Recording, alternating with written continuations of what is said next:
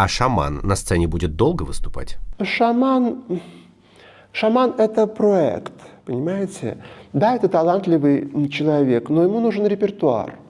Пока я вижу у него случайный репертуар, в общем. Вот.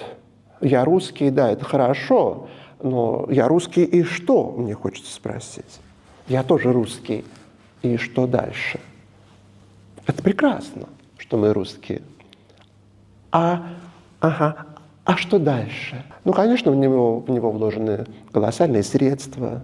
Мы с вами понимаем, что просто так человек не может прийти и сразу вот его берут все каналы, и он везде поет.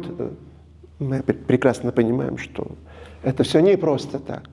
Мне не слишком нравится его тембр голоса. Он крикливо поет, он кричит.